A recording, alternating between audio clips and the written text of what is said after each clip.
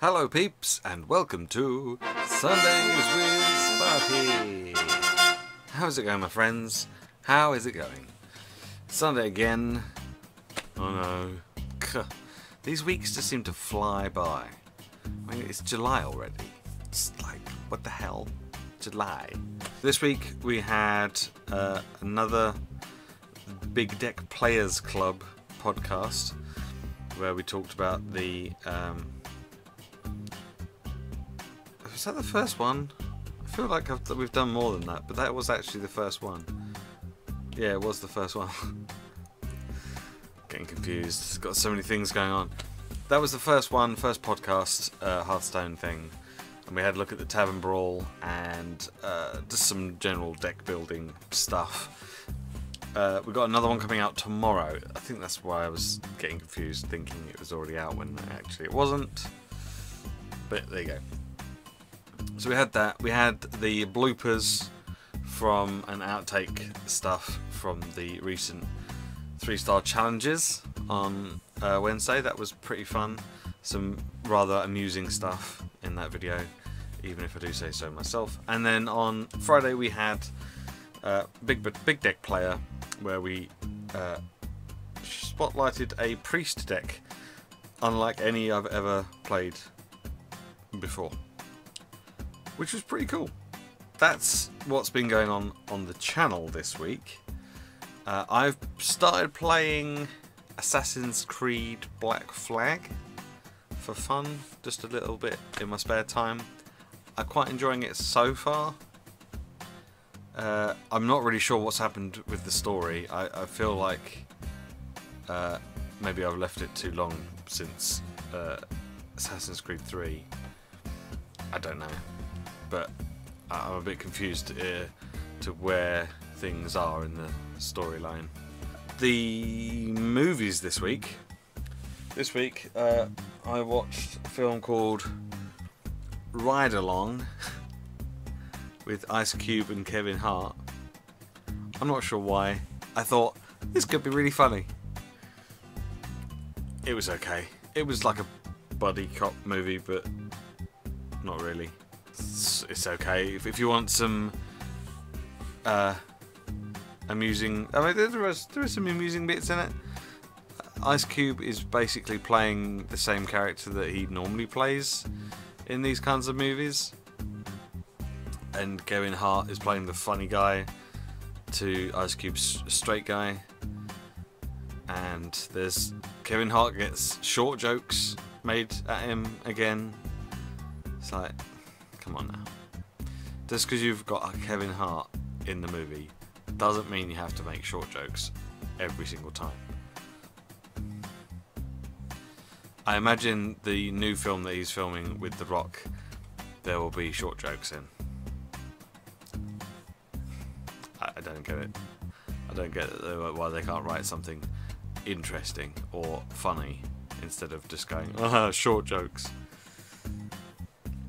Whatever. I also watched, this is quite an old one actually. This came out in 2006.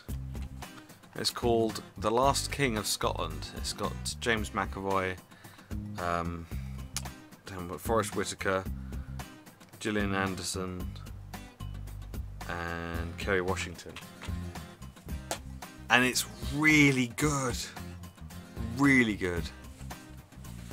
It's about James McAvoy, who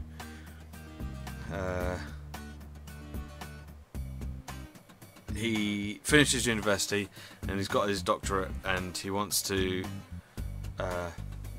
make an impact and help people or something like that. So he goes to Uganda, of all places, because he literally just picks a place. Ends up in Uganda, ends up meeting Idi Amin, who is the general that kind of stages a coup and gets rid of the makes himself president of Uganda.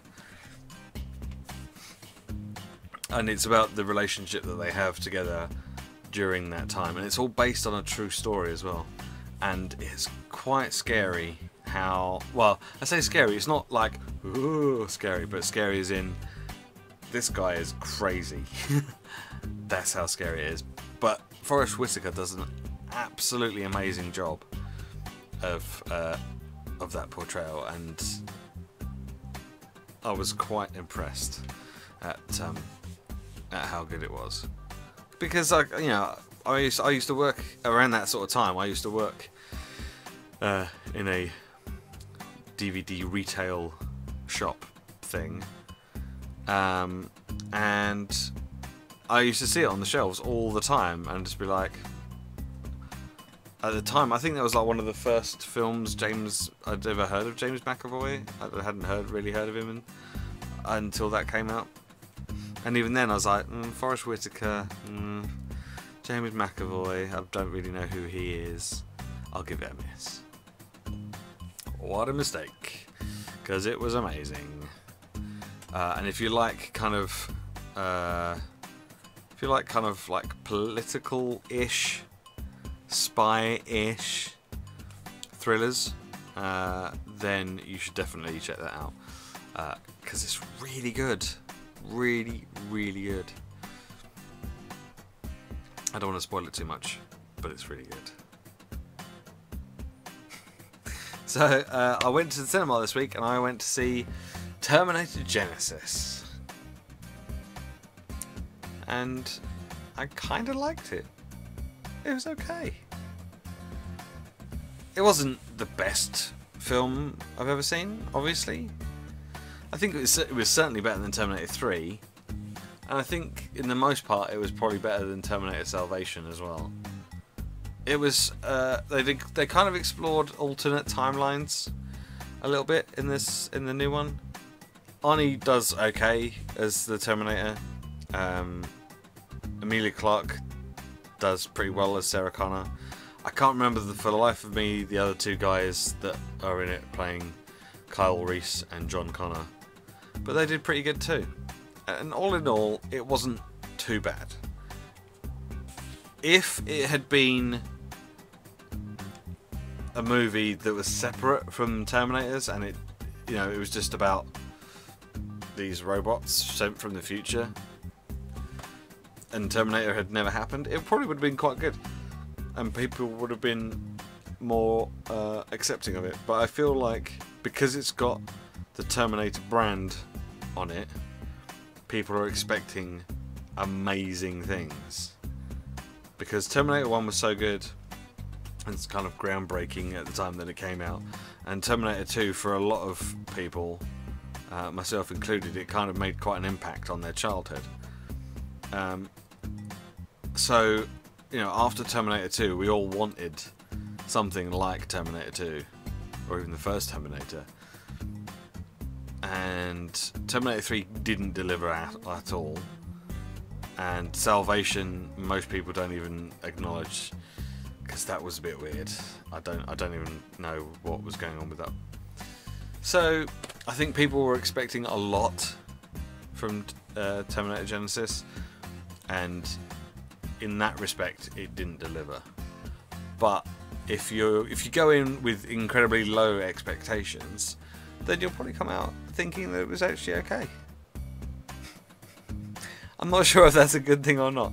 I kind of enjoyed it, but I didn't think Salvation was too bad. But I usually try and base a film on its own merits rather than going, oh, this is a Terminator film, therefore it should be amazing, which I think a lot of people do. Salvation wasn't fantastic, but I enjoyed it. I had fun with it. It entertained me for the duration of the movie. Been trying to catch up with everything that's going on at Comic-Con at the moment. Before I started recording this, I have literally just seen the leaked Deadpool trailer and the leaked Suicide Squad. Yes, the leaked Suicide Squad trailer, and they both look quite interesting. Deadpool was a bit easier to watch because obviously Suicide Squad, there's lots of other characters involved and I don't really know those characters as well as I know Deadpool. I mean, and Deadpool was like one guy. So but yeah, they looked quite good. But then the Batman versus Superman trailer looks quite good. And people have been like, oh yeah, Batman vs Superman looks really, really good. I'm really excited for it. I'm like, yeah. Be excited for it, but just remember Man of Steel. Because that happened. And it was awful. So, yes, Batman vs Superman looks like it could be really good.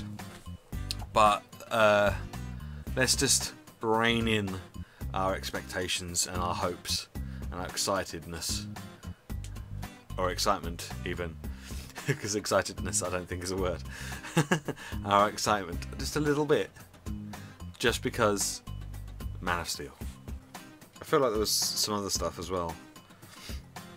I think they're making a Gambit movie, so I think that will probably be a Fox thing as well. I don't know. That's all something for another time. Anyway, I'm going to go because I've been babbling for long enough already. I will see you next week. We will talk about Ant-Man, amongst other things, and maybe some more Comic-Con if I remember. And yeah, stay tuned for more videos and things. I'll see you next week. Thanks for watching. Goodbye.